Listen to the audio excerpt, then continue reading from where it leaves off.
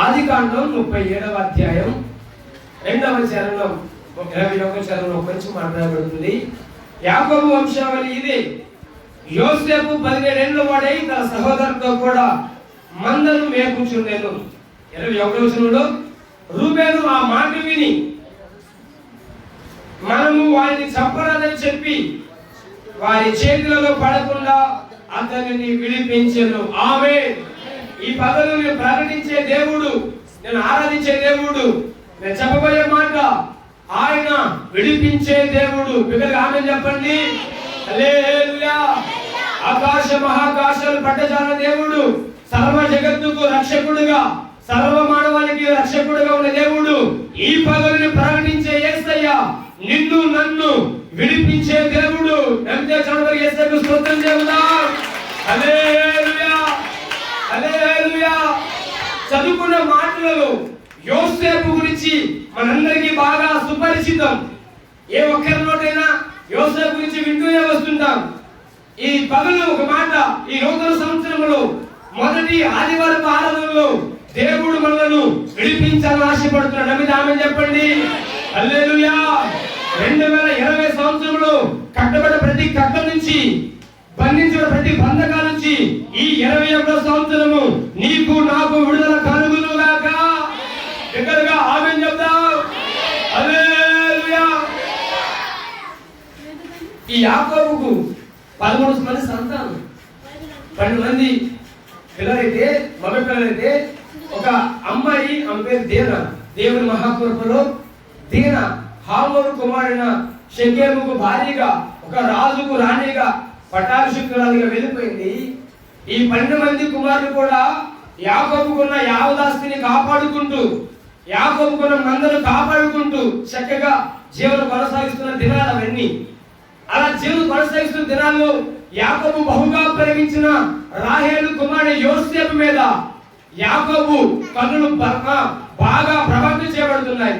ప్రతి విషయంలో కూడా యోసేపును హెచ్చించడం, యోసేపును ధనపరచడం, యోసేపుకు మంచి వస్త్రాలు కొనివ్వడం, యోసేపు మీద కనికరం చూపడం యాకోబు వంతైపోయింది. ఆమేన్ చెప్పండి. హల్లెలూయా, హల్లెలూయా. ఎప్పుడైతే యోసేపు ఘనపరచబడడం తన అన్నలు చూస్తున్నారో వెంటనే అన్నలేని వారందరికీ అసూయ కారణం మొదలుపెట్టింది. అన్నలేని వారందరికీ కూడా ఈర్ష్య, పగ, ద్వేషం యోసేపు మీద కలిగింది. వాస్తవానికి ఈర్ష్య, అసూయ, ద్వేషం ఎవరి మీద కలగాలంటే వ్యత్యాసం చూపుతున్న వాడి మీద కలగాలి. ఆమేన్. నా మాట మీకు అర్థమవుతుంది కదా. ఎవరి మీద అసూయ కలగాలి, ఎవరి మీద ద్వేషం రావాలి, ఎవరి మీద పగ రావాలంటే వ్యత్యాసం చూపుతున్న వాడి మీద రావాలి. కానీ అన్నలకు వస్తున్న ద్వేషం, పగ యోసేపు మీద. యోసేపు అడగలేదు కదా నాకు మంచి వస్త్రం కావాలి నాన్న అని. యోసేపేమో కోరుకోలేదు కదా నాకు ఘనత కావాలని. యాకోబే ప్రేమించాడు కనుక తన భార్య రాహేలు మీద ఉన్న ప్రేమను యోసేపు మీద కనుపరచడం గమనిస్తున్న అందరూ కూడా యోసేపును ద్వేషించడం, పగపడడం మొదలు పెట్టేశారు. ఒక మాట ఆలోచించింది. ఆ వృత్తాంతం అంతా నాకు బాగా సుపరిచితం, కానీ ఒక మాట చెప్పిన మాట ముందుకు కొనసాగిస్తా. యోసేపు మీద పగ, కలహం, ద్వేషం ఉన్నా కాపాడబడగల కారణం అక్కడ రాయబడిన తన అన్నలతో కలిసి తన తండ్రి మందను మేపుచున్నాడు. ఆమేన్ చెప్పండి. హల్లెలూయా, హల్లెలూయా. అందరూ ఒక కుటుంబం వారే, అందరూ ఒక కుటుంబంలో ఒక కొండలో భోజనం చేస్తున్న వారే. కానీ యోసేపు మీద ఒకలాంటి విద్వేషపు చూపు, విషపూరితమైన చూపు కలుగుతూ వస్తున్నా దేవుడు మాత్రం యోసేపు ఏ ఆటంకం రాకుండా కాపాడుతున్నాడు. ఆమేన్ చెప్పండి. హల్లెలూయా. ఎందుకో ఒక మాట చెప్తా, మీకు శ్రద్ధగా ఆలకించండి. యోసేపు ఉన్న ప్రత్యేకత, మందను కాపాడే విషయంలో వెనక అడుగు వేయని వాడు యోసేపు. ఆమేన్ చెప్పండి. దాదాపు 17 సంవత్సరాలే అని వయస్సు బైబిల్ మనకు ప్రకటిస్తుంది. 17వ సంవత్సరంలోనే, 17వ ఏటలోనే మందను కాపాడే విషయంలో, మందను పోగొట్టుకోకుండా మందను కాపాడే విషయంలో ఎంత నైపుణ్యత గలవాడు.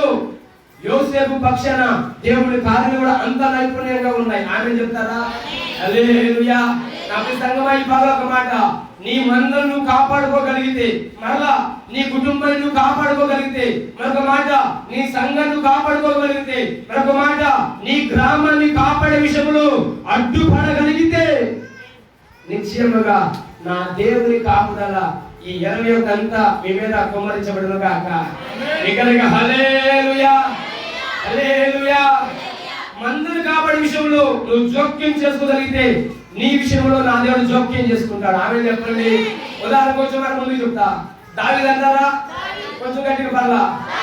అందరూ అరణ్యంలో ఉన్నారని చెప్పేసి, అందరూ యుద్ధ రంగంలో కథన రంగంలో ఉన్నారని చెప్పేసి తండ్రి వాళ్ళ క్షేమ సమాచారం నాకు తెలియదు కనుక నువ్వు త్వరగా వెళ్ళి అందరూ ఎలా ఉన్నారు, యుద్ధ రంగంలో చచ్చారా బతికారా, నాకు ఆనవాళ్ళు తీసుకురా బాయ్ అని మంచి క్యారేజ్ పట్టుకొని పంపించేశాడు. దాన్ని వెళ్ళిపోతే అక్కడ కథన రంగంలో ఫిలిస్తీన్ల మీద గొలియాతు ఒక్కడే ఎగురుతూ మాట్లాడుతున్నాడు. ఎవరు నిలబట్లా. సౌలు సైన్యం అంతా ఆహా వచ్చుచున్నవాడు నిజముగా ఇశ్రాయేలు తిరస్కరించువాడే అని విర్రవీగుతూ తింటూ కూర్చున్నారండి. మిరటి భోజనం చేస్తున్నారు. మామూలు భోజనం కాదు, మళ్ళగా కాయగూర భోజనం కాదు, మాంసాహారం తినే విషయంలో శ్రేష్టమైన ఆహారం. దేవుడి కాపుదల చేత ఉండి దేవుని ఆహారం తింటూ శత్రువులు కౌరుతుంటే ఊరుకుండలేని దావీదు హృదయంలో రోషం కలిగి మందను జాగ్రత్తగా కాపాడి, మందను జాగ్రత్తగా మన కాయ చేతులు పెట్టి, ఇదిగో దేశ మందను కాపాడే విషయంలో అడుగు ముందుకు వేస్తూ వెళ్తున్నాడు. ఆమె చెప్పండి హల్లెలూయా. గొలియాతు చూసి అన్నాడు కదా, అరే నువ్వు బచ్చేవాడు కాదు కదా, ఒక్క దెబ్బ కొట్టేస్తా అంటే, ఇదిగో నేను నా దేవుని పక్షాన్ని అడుగులు వేస్తాను. ఆమె చెప్పండి ఇక్కడికి హల్లెలూయా. నేను చిన్నవాడిని కావచ్చు, నా వయసు 16 సంవత్సరాలు కావచ్చు, నేను పోరాడేది యెహోవా పక్షాన జీవము గల దేవుని సైన్యం తిరస్కరించుటకు. నువ్వే పాడురా అటున్నది. గొలియాతు 6 కోట్ల జానుడు, దాదాపుగా 1000 కేజీల బరువు ఉన్నవాడు. అతని ముందు అడుగు ముందుకు వేస్తుంటే అతని వెనక దేవుని దూతలు సైన్యం కట్టిస్తారు. ఆమె చెప్పండి ఇక్కడికి హల్లెలూయా, హల్లెలూయా. చదివి ఆరంభించండి. మందను జాగ్రత్తగా కాపాడగలిగితే, మంద విషయంలో నువ్వు జోక్యం కలిగించుకోగలిగితే దేవుని దూత ఒక మిఖాయేలు వలె నీ ముందు ప్రత్యక్షం అవుతాడు. ఆమె చెప్పండి. వాస్తవానికి శరీర దారుఢ్యం ప్రకారంగా గొలియాతును ఎవరు జయించలేరు. కారణం 100 మంది సంహారం చేసే సైనికులే గజ వణుకుతూ భయపడుతున్నారు. 1000 మందిని వంటి చేతితో చంపగలిగిన సైనికులే సౌలు సైన్యమే లోపల కూర్చొని దాక్కుని బయట రాలేకపోతున్నారు. ముందు వరుసలో 100 మందిని 1000 మందిని పడుకోబెట్టగలిగిన వారే సైన్యంలో లోపల దాక్కున్నారు. పరిస్థితుల వాడు ఎందుకు పనికిరాని వాడు మందను కాచుకునే దావీదు తన తండ్రి మందను పక్కన పెట్టి దేశ మందను కాపాడేశంలో అడుగులు ముందుకు వేస్తారు. చెప్పండి హల్లెలూయా, హల్లెలూయా. ఈ పగలి ఒక మాట, ఇదిగో దావీదు ఎలాగైతే దేశ మందను కాపాడాలని అడుగులు ముందుకు వేసుకుంటూ వెళ్తున్నాడు, దేవుడే జోక్యం చేసుకొని గొలియాతును ఒక్క దెబ్బకు అక్కడే మట్టిలో కూర్చొని పెట్టేశాడు. అలాగే ఈ పగలు ఒక మాట, నీకున్న మందను కాపాడే విషయంలో నువ్వు అడుగులు ముందుకు వేయగలిగితే, నీ కుటుంబం మందే కావచ్చు, నీ సంఘం మందే కావచ్చు, నీ గ్రామం మందే కావచ్చు, నీ దేశం మందే కావచ్చు, నువ్వు ఎవరి కొరకైనా అడ్డుపడుతూ ఉంటే నిశ్చయముగా నా దేవుడు నీ మీద కనికరం చూపువాడు. హల్లెలూయా. ఇంకా నా ప్రభు అంటాడు, పేతురు నా మందను కాస్తావా? పేతురికి అర్థం కావట్లా. అయ్యా నీ మందను ఎందుకు ఆయనయ్యా? పేతురు నా మందను ప్రేమిస్తావా? 1కి 2 సార్లు దేవుడు అడుగుతూ ఉంటే వ్యసనపడి వాడే, ప్రభువా నీకు సమస్తం తెలుసు కదా, అట్లాగైతే నువ్వు వెళ్ళి నా మందను కాయు, నా మందను వేపు. చూడడానికి స్తోత్రం చెప్పండి. ఈ పగలు దేవుడు చెబుతున్న మంచి మాట, నీకు కలిగిన మంద అనబడుతున్న కుటుంబము, నీకు కలిగిన మంద అనబడుతున్న సంఘము, నీకు కలిగిన మంద అనబడుతున్న గ్రామ జనుల విషయములు జోక్యం చేసుకోగలిగితే 2021 సంవత్సరంలో నీ మీద తన కనుచూపు దేవుడు ప్రకటించి విడిపించి నజరేయుడైన యేసు ప్రభువు నమ్మితే చదవని యేసుకు స్తోత్రం చెబుదాం. హల్లెలూయా, హల్లెలూయా. ఒకసారి నా మాట ఆలకించండి. ఇప్పుడు యోసేపు అన్నలందరికీ అసూయ పెరిగిపోయింది, ఈర్ష్య పెరిగిపోయింది, ద్వేషం పెరిగిపోయింది, పగబట్టడం మొదలుపెట్టారు. ఒకే ఒక కారణం అండి, తండ్రి ఎక్కువగా గణపరుస్తున్నాడని, తండ్రి ఎక్కువగా అతన్ని గణపరుస్తున్నాడని వేరే వేరే వేరే ఏమీ లేవు. ఈ పగలు ఒకవేళ ఆ చెడు కన్నులు మన కుటుంబాల మీద పడుతుంటే, ఎలుపెక్కిన కన్నులు మన మీద పడుతుంటే నిశ్చయముగా విడిపించి దేవుడిని ప్రకటించేస్తే ఆమె చెప్పండి. అక్కడ రాయబడిన మాట ఎందుకంటే కదా అధ్యాయమంతా బాగా చదవండి. అతను కళ చెప్పక మునిపే అన్నలు పగబట్ట మొదలు పెట్టారట. అతను కళ చెప్పక మునిపే పగబట్ట మొదలు పెట్టారట. కళ చెప్పిన తర్వాత చంపాలనుకున్నారట. స్తోత్రం చెప్పండి. హల్లెలూయా. ఎందుకు ఎక్కువగా యోసేపు గురించి చెప్పడంటే గడిచిన రాత్రి మనం తెలియజేసుకున్నాం. ఆమె 31వ రాత్రి మనం మాట్లాడుకున్నాం కనుక ఎక్కువగా వివరించట్లేదు. కళ చెప్పముందేమో పగబెట్టారు. కళ దర్శనం చెప్పిన తర్వాత చంపాలని నిర్ణయించుకున్నారు. ఆ నిర్ణయించుకున్న వాళ్ళు రూబేను కూడా ఒకడు. హల్లెలూయా, హల్లెలూయా. ఇక అందరూ అరణ్యంలో ఉన్నారు. తన తండ్రి ప్రేమ అందరిలో సమానంగా ఉంటుంది, కానీ వాళ్ళకున్న ఆలోచన స్వబుద్ధిని బట్టి యోసేపుని కనపరుస్తున్న మా నాన్న యోసేపు మీద ప్రేమ ఎక్కువ ఉందని పగబట్టారు, చంపాలని ప్రయత్నం పడుతున్నారు. ఇక తండ్రి అయ్యా భోజనం తీసుకెళ్ళి మీ అన్నకి ఇచ్చినయ్యా అంటే, మా అన్నలు ఎక్కడున్నారా అని అరణ్యం అంతా గాలిస్తూ ఉన్నాడు. దోతలు వెళ్ళాడు. అక్కడ జనులు చూసి అయ్యా నువ్వు ఎవరు అబ్బాయి, నువ్వు ఎందుకైనా తిరుగుతున్నావు అంటే, మా అన్నలు 10 మంది అయ్యా ఇక్కడ మంద కాసుకొచ్చేసారు, వారికి ఆహారం మా నాన్నగారు పంపించారు, మీకు అది కనబడి చెప్పరా అంటే, ఇదిగో ఇప్పుడే ఈ దారి ముందు వెళ్ళిపోయారు, నువ్వు త్వరగా ప్రయాణం చేస్తే వారికి త్వరగా దొక్కుతారు అనుగారు అని చెప్పగా అట్లా ప్రయాణం చేస్తూ అడుగు ముందుకు వేస్తున్నాడు. దూరం నుండి ఈ అన్నను చూసి దూరం నుండి ఈ అన్నను చూసి ఆహా కలలు కనువాడు వస్తున్నాడు, ఇప్పుడే వీని ఇక్కడే చంపి మరణానికి అప్పగిద్దాం, వీని కళ ఏమైందో వీని దర్శనం ఏమైందో మనం చూద్దాం అనుకుంటూ దూరంగా 10 మంది మాట్లాడుకున్నారండి. అరే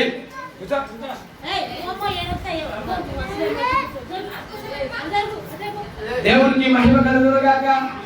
హల్లెలూయా. ఇక అన్నలు అనుకుంటున్న మాట, ఏ దోషం చేయదా, ఏ తప్పు చేయదా, ఏ నమ్మం లేదు, కానీ లేనిపోని నింద, లేనిపోని కోపం, లేనిపోని ఆవేశం, సాతాను కార్యాలు, దుష్ట కార్యాలు, దుష్ట ప్రభావం వారి మీద పడి ఎట్లాగైనా యోసేపును మరణానికి అప్పగించాలా. ఏమండి కళకి దర్శనం కూడా చంపుతారండి. లోపల సాతాను కార్యం కాకపోతే, అపది కార్యం కాకపోతే ఇప్పుడు ఆ మాట ఆలకించండి. 10 మంది కూడా ఒక మాట మాట్లాడుకుంటున్నారు, ఎట్లాగైనా చంపేద్దాం. పగబట్టం ఒక వంతు అయితే చంపడం మరొక వంతు. ఆ 20 వచనంలో చెబుతున్నారు కదా, 37 వీరిని చంపి ఎక్కడున్న ఒక గుంటలో పారవేసి దృష్టిము వీరిని తినివేసినని చెప్పుదుము, అప్పుడు వీరి కలలేమగును, చూదుము రండని ఒకరితో ఒకడు మాట్లాడుకుని. ఆమె చెప్పండి. అందరూ ఒక మాటలోకి వచ్చేసారండి. నాకు చూస్తూ దేవుని మాట ఆలకించండి.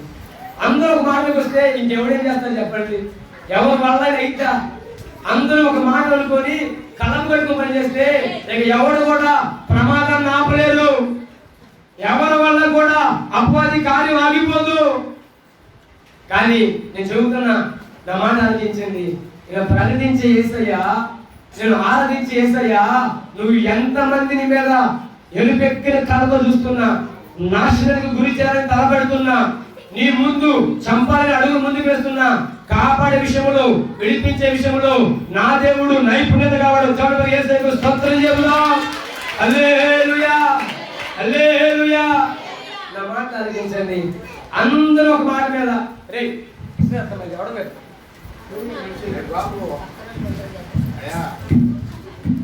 దేవుడికి స్తోత్రం. Praise the lord. హల్లెలూయా. అందరూ ఒక మాట వచ్చేసినా కూడా దేవునికి ఉన్న ప్రత్యేకత, దేవునికి ఉన్న కృప, ఆయన వారిలోనే ఒకరిని లేపి మాట్లాడతాడు కదా.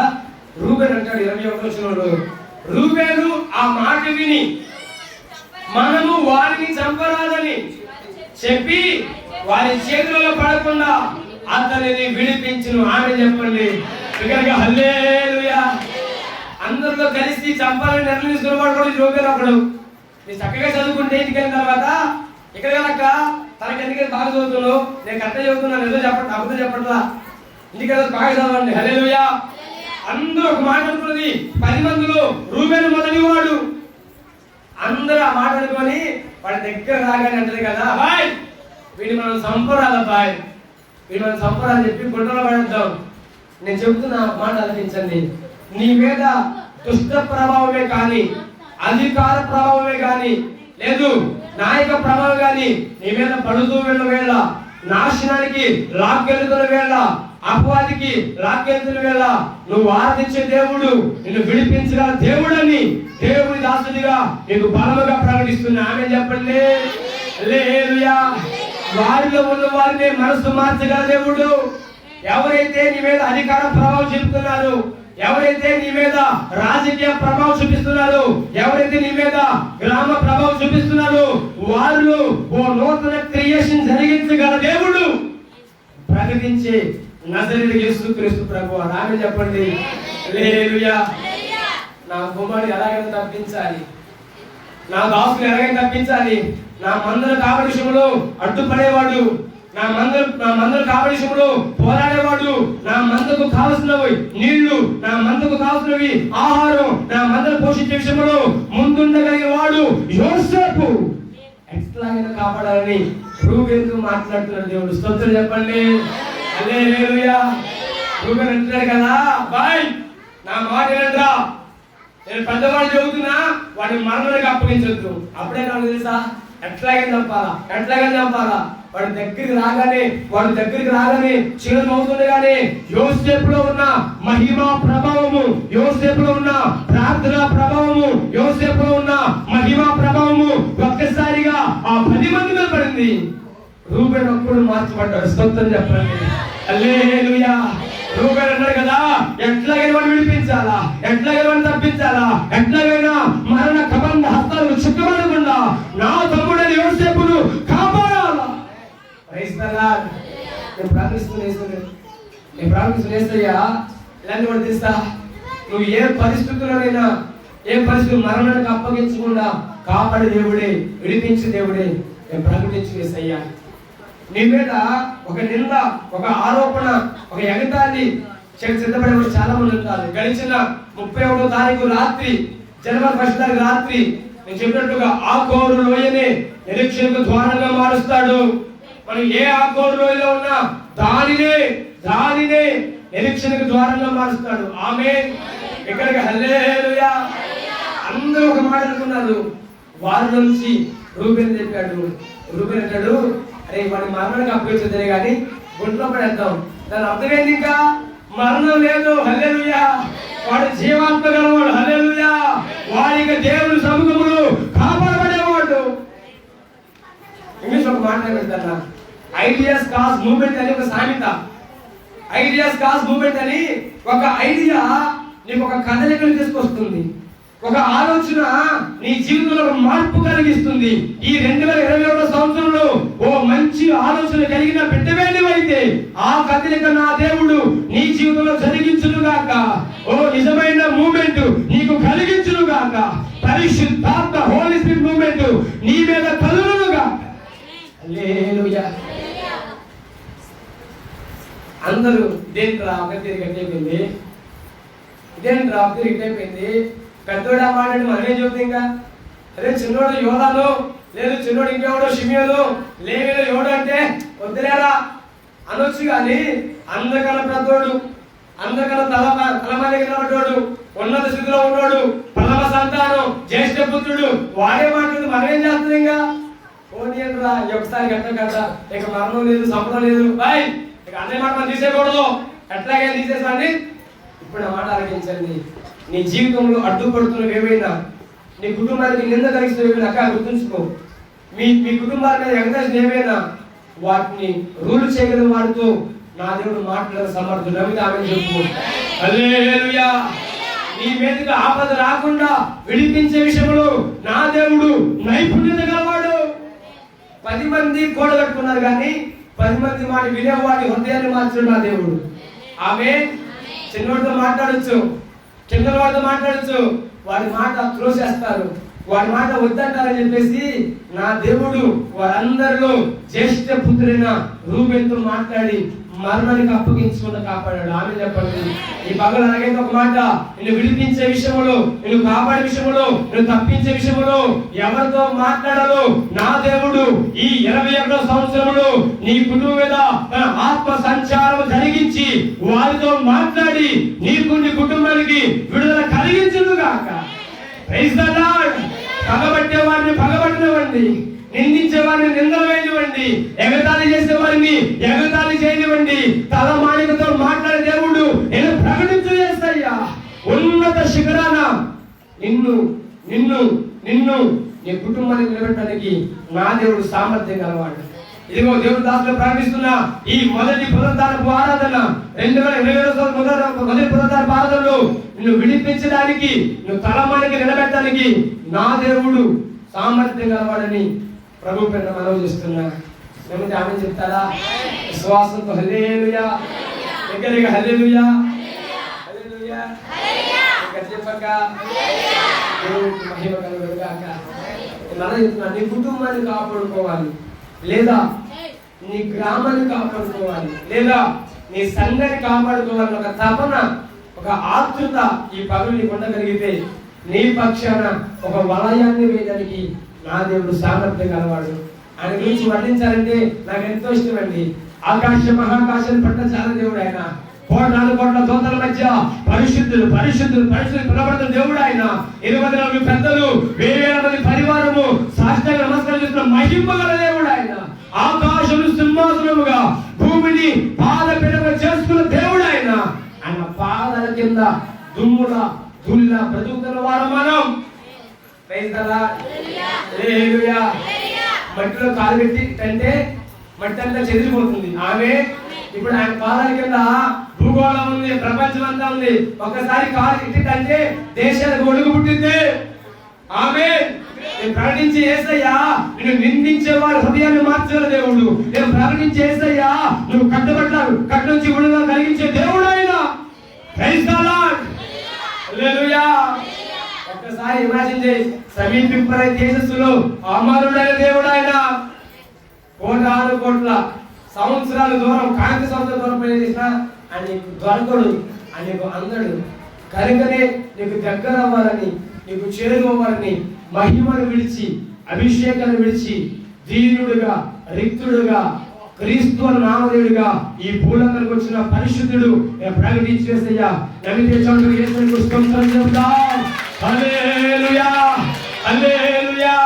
ఈ పగలు ఒక మాట సంగమా, దేవుని ప్రజలారా, నువ్వు ఎవరి చేత నిందించబడుతున్నా, అవమానపరచబడుతున్నా, మరణానికి అప్పగించబడుతున్నా, మరణ పుట్టులను విడిపించువాడు ప్రకటించు యేసయ్యా. నీ జీవితాన్ని ఉన్నత శిఖరాన్ని నిలబెట్టే దేవుడు ప్రకటించు యేసయ్యా. హల్లెలూయా. సంగమా, యోసేపు జీవితంలో చేసిన కార్యం మన జీవితం చేయగల సమర్థులని ప్రభు పేట మనం చేస్తున్నాం. ఒక మాట మీరు జ్ఞాపకం చేసుకోండి. కళ చెప్పక మునుపు పగబట్టిన వారు కళ చెప్పిన తర్వాత మరణానికి అప్పగించాలనుకున్నారు. మనం కూడా సహజంగా మన జీవిత విధానములు, ఉద్యోగములు, వ్యాపారములు, పొలములు మనందరూ మనతో ఉన్నట్లే ఉంటారు, కానీ గూడు పుట్ట చేసే వాళ్ళు వేస్తూనే ఉంటారు. అవేంటంట, ఆడేంటంట, వాళ్ళ పెద్దలు ఏంటంట అంటూ మాట్లాడుతూ ఉంటారు. మన జీవితాల్లో మన కంటని పెట్టేంత వరకు, మనను అడిగంటేంత వరకు కూడా మన మీద లేనిపోని వార్త పుట్టించేవారు ఉన్నారు. గత దినం కూడా ఒక సోదరి మాట్లాడిన, అయ్యగారు నువ్వు చెప్పినా కూడా నేను నమ్మలేకపోయా. నేను మళ్ళీ చెబుతున్నా, బయట ప్రపంచం అంతా కూడా నీ మీద ఎప్పుడు బురద తగలాలా, నీ ఎప్పుడు మరణానికి అప్పగించాలా, నేను ఎప్పుడు నాశనం గురి చేయాలని చూస్తున్న దినాలు. ఇకనైనా మార్పు చెంది మారు మనసు పొందుకొని దేవుని సన్నిధిలో పరిశుద్ధురాలుగా, పరిశుద్ధుడిగా నువ్వు బ్రతకాలని తీర్మానం చేసుకోగలిగితే నీ చుట్టూ ఒక రక్తపు కోట ప్రాకారం మార్చి దేవుడిని ప్రకటించేసయ్యా. హల్లెలూయా, హల్లెలూయా. ఎవరు కదలక, ఎవరి నిందలు వేమక. ఈ 2022 సంవత్సరంలో నీ మందిని కాపాడుకునే విషయంలో జాగ్రత్త పడు, నీ కుటుంబాన్ని కాపాడుకునే విషయంలో జాగ్రత్త పడు, నీ పిల్లలను కాపాడుకునే విషయంలో జాగ్రత్త పడు, నీ సంఘాన్ని కాపాడే విషయంలో జాగ్రత్త పడు, నీ గ్రామాన్ని కాపాడే విషయంలో జాగ్రత్త పడు, నీ దేశాన్ని కాపాడే విషయంలో జాగ్రత్త పడు. నీకు ముందుగా నిలబడే దేవుడు ప్రకటించి యేసయ్యా. రాజు ముందు నిలబెట్టగల దేవుడు ఆయన, రాజ్యాధికారి ఇవ్వగల దేవుడు ఆయన, సింహాసనం కూర్చున్న దేవుడు. ప్రకటించి యేసయ్యా. Praise the lord. హల్లెలూయా. మాట చూస్తారు అపోస్తలుల కార్యములు 12వ అధ్యాయము 2వ మాట చదువుకుందాం. అపోస్తలుల కార్యములు 12వ అధ్యాయం 1వ వచనం 2వ చదువుకుందాం.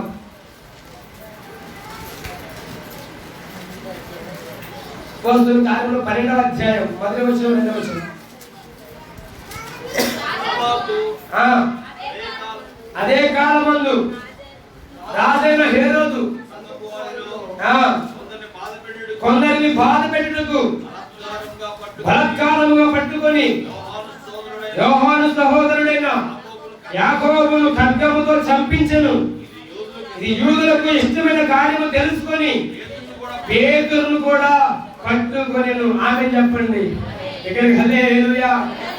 దేవుని చేతిలో బలంగా వాడబడుతున్న వారు, భూలోకంలో తలకిందులు చేసేవారు, దేవుని చేత అభిషేకం పొందుకొని ప్రపంచంలో అన్ని చోట్ల ప్రయాణం చేస్తున్న వాడు, 12 మంది మీదకి వచ్చిన 120 మంది మీదకి వచ్చిన దేవుని పరిశుద్ధాత్మ వారిని రేపగా వారిని బలపరచగా రాష్ట్రాలు దాటిపోతున్నారు, దేశాలు దాటిపోతున్నారు, దేశాలు ప్రయాణం చేసి సువార్త బలముగా దాటుతున్న దినాలు హేరోదు కాలపు దినాలు. అప్పటికి హేరోదు కాలం భయంకరమైన కాలం. ఆ దినాల్లో శిష్యులైన యాకోబుని పేతురును పట్టుకున్నారు. యాకోబుని ఖడ్గం చేత చంపేశారు, మరణానికి అప్పగించేశారు. ఇక రేపో మాపో పేతురును కూడా చంపాలని నిర్ణయం తీసుకున్నారు హేరోదు సైన్యం, హేరోదు బలగం. ఈలోపే పండగ వచ్చింది, పస్కా పండగ. అదే పండగ ముందు మరణానికి అప్పగించడం మనకి భావ్యం కాదు. పండగ అయిపోయిన తర్వాత పేతురుని మరణానికి అప్పగిద్దాం, చంపేద్దాం అని నిర్ణయం తీసుకున్నారు, తీర్మానం చేసేశారు. ఎప్పుడయ్యా పేతురుకి మరణం అంటే పండగ అయిపోయింది అన్నది. ఆమె చెప్పండి హల్లెలూయా, హల్లెలూయా. నా మాట ఆలకించండి. దేవుని చేతిలో బలముగా వాడబడిన దైవజనుడి పేతురు భూలోకం తలకిందు చేసే విషయంలో ప్రథమ వాడు పేతురు. అలాంటి ఆయనకి మరణాన్ని అని ఈజీగా రప్పిస్తాడంటారు నా దేవుడు. రాజే తలపడ్డాడు, రాజే నిర్ణయం చేశాడు, చట్టం జారీ చేశాడు, ఆజ్ఞ జారీ చేశాడు. దేశమంతటా చట్టం అంతా ప్రయాణం చేస్తుంది. రేపు రేపు రేపు యాకోబును చంపేస్తారు, పేతురుని చంపాలా, యాకోబును చంపేస్తారు, పేతురుని చంపాలా. వార్త అంతా గలిబిలైపోయింది. పేతురు గారికి కూడా తెలుసు అని సభ పోతున్నారు విషయం. సంఘం అనండి గట్టిగా, పేతురు కట్టిన సంఘం అట. ఈ మాట వినగానే ఉన్న పాటున వాళ్ళున్న మందిరానికి వెళ్ళిపోయారు.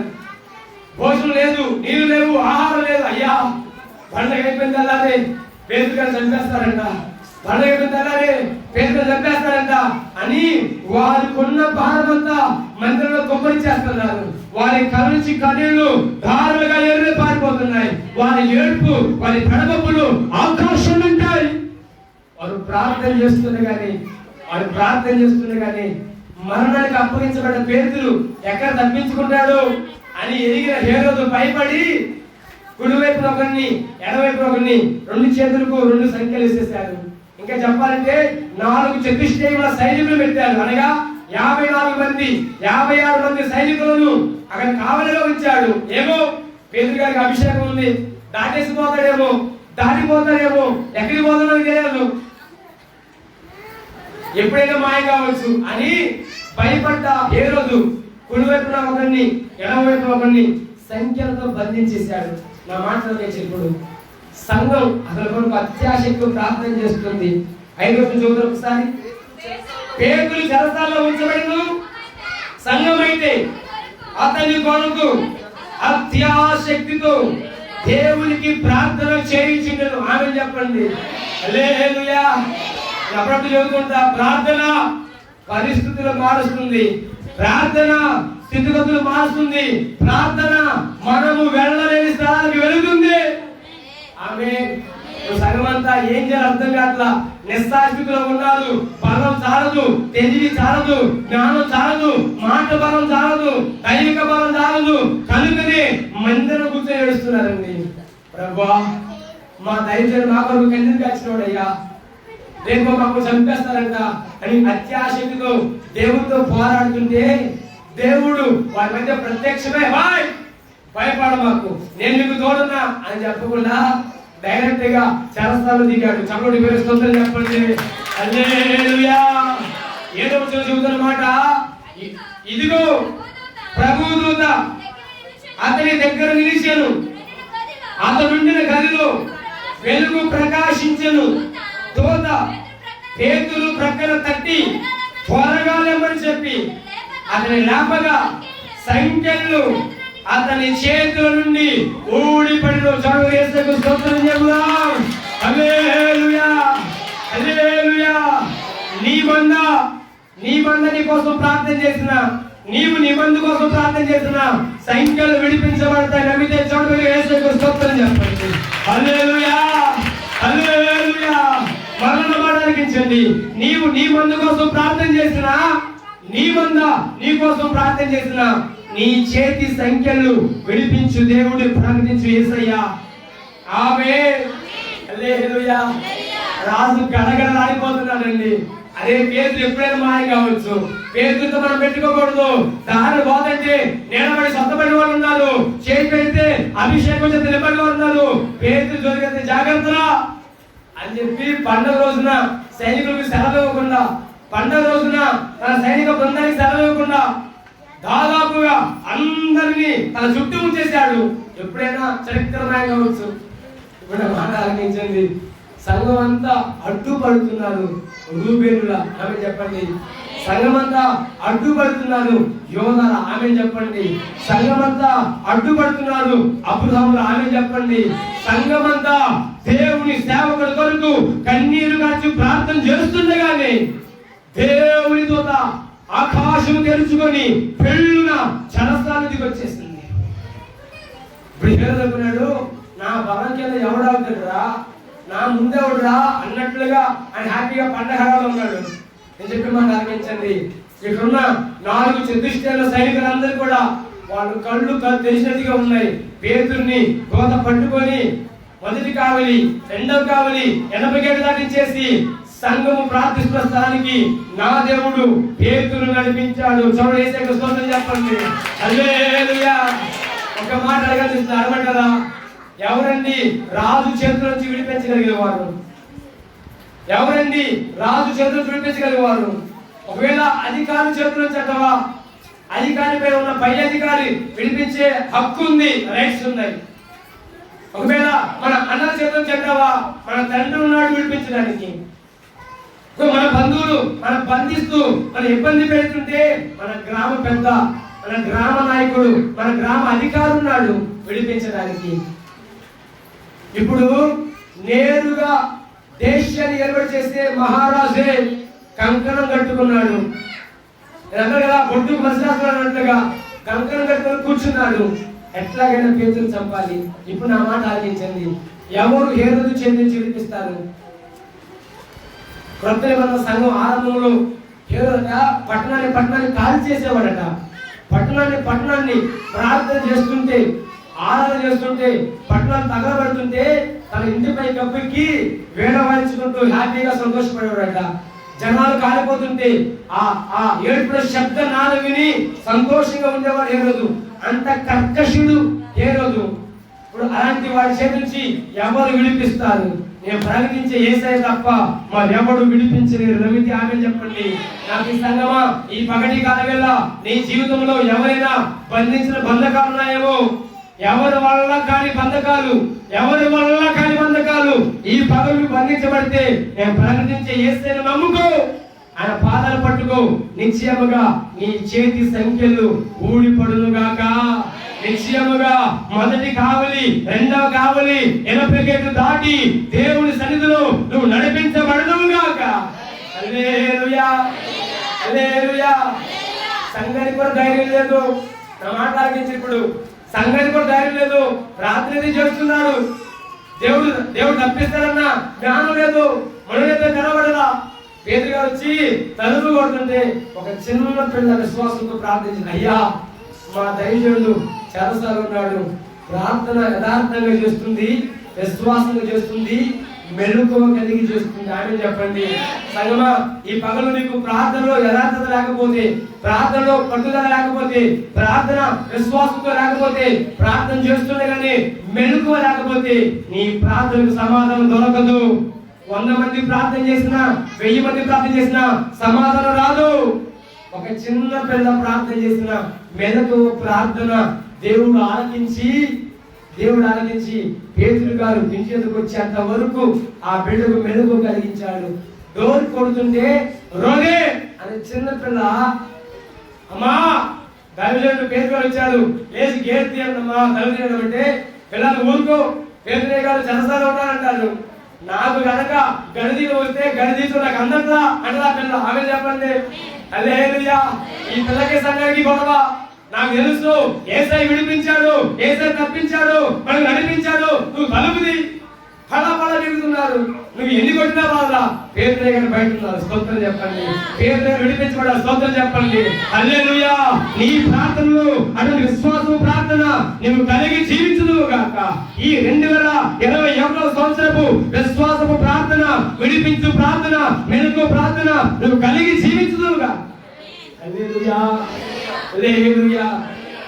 సరే తనతో గొడవ కిందకి అని చెప్పి డోర్ తీస్తే డోర్ బయట పేతురు గారు ఉన్నారు. ఇప్పుడు చదువు రేసకి స్తోత్రం చేస్తుంది. హల్లెలూయా. నిజంగా మాట నమ్మకించండి. కొండ నీలో ఆవగించేంత విశ్వాసం ఉన్న ఈ కొండ మీద సముద్రం మనల్ని పడిపోతుందా? అది దేవుడి కార్యాలు. ఈ బాగా ఒక మాట సంగమా, నువ్వు నీ మందను కాపాడే విషయంలో జాగ్రత్త పడగలిగితే నిశ్చయముగా నువ్వు విడిపించు దేవుడు, నువ్వు ప్రకటించే యేసయ్యా. పరిస్థితులు ఏమైనా, స్థితిగతులు ఏమైనా 2020 మనకు అగాధంగా కనిపిస్తున్నాయి. 2020 మనకు అరణ్యపు అనుభవాలు కనిపించాయి. 2020 బయటికి వెళ్లకుండా ఇంటిలోనే ఒక చెరసాలోనే ఉన్నాం. ఈ 2021 నీకు విడుదల సంవత్సరంగా మారాలి. ఈ 2021 విడిపించే దేవుడు నీలో జోక్యం కలిగించుకోవాలి. ఆ రీతిగా నువ్వు మెలుకుతో ప్రార్థన చేయాలని ప్రభు దాసుడిగా మనం చేస్తున్నా. ఆమె ఇక్కడిగా ఆమె చెప్తారా? హల్లెలూయా. చాలాసార్లు అనుకుంటాం, అయ్యో నాకు బంధువులు ఎవరు లేరు, నేను ఒంటరి దాన్ని, నా మీద నా స్వజనంగమే, నా మీద నా బంధువులే, నా మీద నా పై అధికారులే నా మీద నిందలేస్తున్నారయ్యా, అవమానపరుస్తున్నారయ్యా, తట్టుకోలేకపోతున్నా, మరణానికి అప్పగించాలనుకుంటున్నా. ఇదిగో సంగం ఒక మాట గుర్తుంచుకో, నీ పరిస్థితులు ఏమైనా నిన్ను కాల్చే దేవుడు, నిన్ను విడిపించే దేవుడు, నేను ప్రకటించే యేసయ్యా. ఈ ఉదయకాల సమయం విశ్వాసంతో మెలుగుతో ఆయన సముఖంలో ప్రార్థించి నిశ్చయముగా ఆయన నిన్ను నీ కుటుంబాన్ని నా దేవుడు విడిపించును గాక. ఆమేన్. హల్లెలూయా. తోటమాలి అనండి గట్టిగా పర్లా. తోటేసాడన్న ద్రాక్ష తోట బాగా పండ్లు పడుతున్నాయి. అనుకోకుండా అంజరపు చెట్టు కూడా అందులో కాసింది. సరే ఎట్లాగూ అంజరపు చెట్టు పండి కదా అని చెప్పి దానికి కూడా నీళ్లు పడ మొదలు పెట్టేశాడు. ద్రాక్ష తోట పెరుగుతూ వస్తుంది, పంట పడింది బాగా. ద్రాక్ష వనంతా కూడా ద్రాక్షకాయలు గెలలుగా కాస్తాయి. అనుకోకుండా ఆ స్థలానికి పొల యజమాని వచ్చాడు. తోటతో మాట్లాడ, బాయ్ ఎట్టుందిరా ద్రాక్ష తోట? అయ్యగారు నీ దయ వల్ల, నీ పెట్టుబడి వల్ల, నీ సహాయం వల్ల తోటంతా పచ్చగా మంచి కాయగా ఒక్కసారి చూడయ్యా అన్నాడు తోటమాలి. యజమాని ఇదేసని చెప్పి లోపలికి వెళ్ళి మంచిగా చూస్తే ద్రాక్ష చెట్టు అంతా చక్కని గెలలుగా పండింది. అనుకోకుండా అట్లా కొంచెం ముందుకెళ్తే ఆ తోట మధ్యలో అంజూరపు చెట్టు ఉంది. చెట్టు అయితే బాగానే పెరిగింది, బెల్లని బాగా పెరిగింది, ఒక్క కాయనే దానికి. చూసి అన్నాడు కదా తోటమాలితో, ఈ చెట్టు ఎందుకు కాయగా ఎందుకు అసలు ఎందుకురా వ్యర్థం ఉంచుతున్నావు, ఒకసారి చెట్టు కొట్టేరాదా, ఈ స్థలంలో ద్రాక్ష విత్తనం వేయి, చక్కని పంట పడింది కదా అని చెబుతుంటే తోటమాలి అంటుంది కదా, అయ్యా ఈ ఒక్క సంవత్సరం చెయ్యా, ఈ ఒక్క సంవత్సరం దాని చుట్టూ త్రవ్వుతా, ఎరివేస్తా, నీళ్లు పోస్తా, ఫలించినా సరే అది లేని ఎడల నువ్వు నరికే ప్రభువా అంటాడు. స్తోత్రం చెప్పండి. లోకన సువార్త 13వ అధ్యాయం 8, 9 చదువుకున్నాం. ఒకసారి మాట్లాడుతూ మనం చేస్తాను. లోకన సువార్త 13వ అధ్యాయం 8, 9 చదువుకున్నాం. అయితే వాడు, అయ్యా నేను దాని చుట్టూ త్రవ్వి ఎరువు వేయి మట్టుకు ఈ సంవత్సరం కూడా ఉండనివ్వు, అది ఫలించినా సరే లేని ఎడల నరికించి వేయమని అతనితో చెప్పెను. ఆమేన్ చెప్పండి బిగ్గరగా హల్లెలూయా. సంగమా దండం పెట్టి చెప్తున్నా, ఈ 2020 సంవత్సరం నువ్వు ఫలించకపోతే నాకు నిశ్చయంగా కొట్టేస్తాను. తోటమాలను పడుతున్న దైవజనులతో యజమానులు పడుతున్న దేవుడు మాట్లాడుతున్నాడు. బాయ్ ఇంకెందుకు ఈ మందిరంలో ఇలాంటి వాళ్ళు ఫలించిన సందర్భంలో ఎందుకు వెళ్ళు తీసే అంటే దేవుడు దాసుడు కానీ కాళ్ళు పెడుతున్నాడు. అబ్బా ఈ సంవత్సరం ఏం చెయ్యా, ఈ సంవత్సరం అంతా కాపాడయ్యా, ఎట్లాగైనా మేము తవ్వుతామయ్యా, కొంత బాధ పెడతాం, కొన్ని మాటతో ఇబ్బంది పెడతాం, దాని చుట్టూ నీళ్లు పోస్తాం, ఎరువు వేస్తాం, ఫలించేలా మా ప్రయత్నం మేము చేస్తాం ప్రభువా, ఫలించినా సరే లేకపోతే తీసుకో ప్రభువా. సంగమా గడిచిన సంవత్సరం అంతా నా దేవుడు తన హస్తాన్ని భద్రపరిచాడు. నువ్వు ఫలించినా ఫలించకపోయినా, నువ్వు దీవించబడకపోయినా, నువ్వు ఇతరులకు మేలుగా కరంగా ఉన్నా మేలుకరంగా లేకపోయినా, నా దేవుడు 2020 సంవత్సరం అంతా కాచి నూతన సంవత్సరాన్ని ఈవిగా ప్రసాదించాడు. ఆయన ఈ పగలుతో మాట్లాడుతున్నాడు. నువ్వు విడిపించాలి, నువ్వు ఫలించే బిడ్డగా ఉండాలి అని ఆశతో తోటమాలితో మాట్లాడుతున్నాడు. బాయ్ తీసేరాదా అంటే తోటమాలి బతులాడుతున్నాడు. అబ్బా ఈ ఒక్క సంవత్సరం చెయ్యా, ఈ ఒక్క సంవత్సరం చెయ్యా, ఫలించినా సరే లేని ఎడల నరికించి వేసే స్తోత్రం చెప్పండి. ఇదిగో తోటమాలి చేతిలో అధికారం లేదండి. మన చెబుతున్నా తోటమాలి చేతిలో అధికారం లేదు. అడుక్కునే ఒక మంచి పని తప్ప వేరే పని లేదు. యజమానికి సర్వ హక్కులు ఉన్నాయి. నువ్వు తీసివేయాలన్నా, నిన్ను నాటించాలన్నా సర్వ హక్కులుగానే దేవుడు ఈ పగలితో మాట్లాడుతున్నాడు.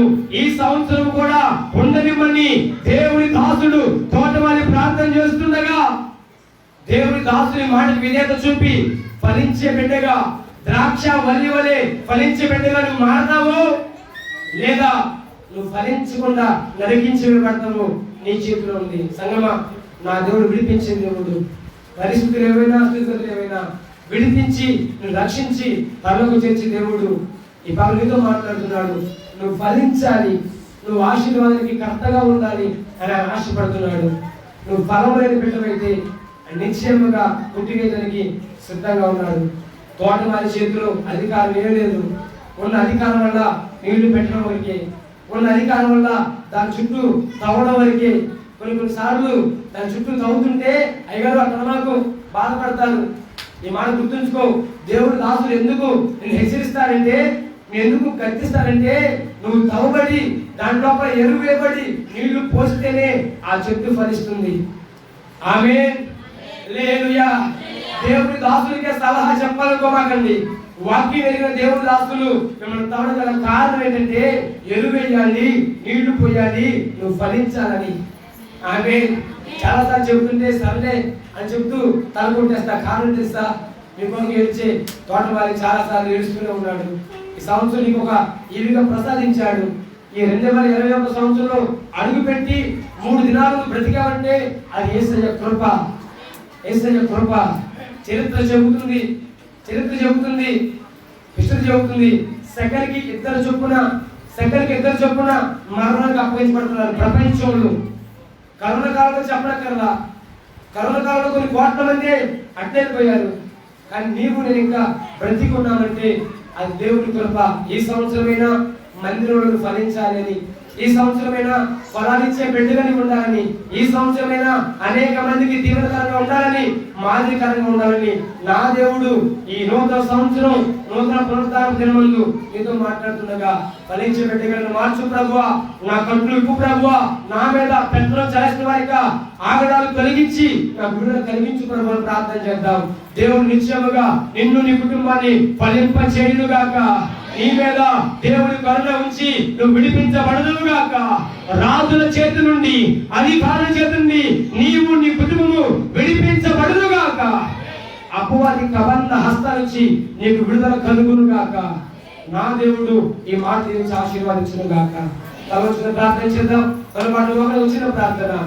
అప్పుడు సంగమా, ఈ పగటి కాలం వేళ నీవు నేను విన్న మాటలు నిశ్చయముగా దృష్టిని దొంగలించకుండా మన జీవితంలో అవి ఫలించేవిలా ఆయన ఈ సంవత్సరం నీకు విడుదల కలిగించాలని, రాజుల చేతి నుండి, అధికారుల చేతి నుండి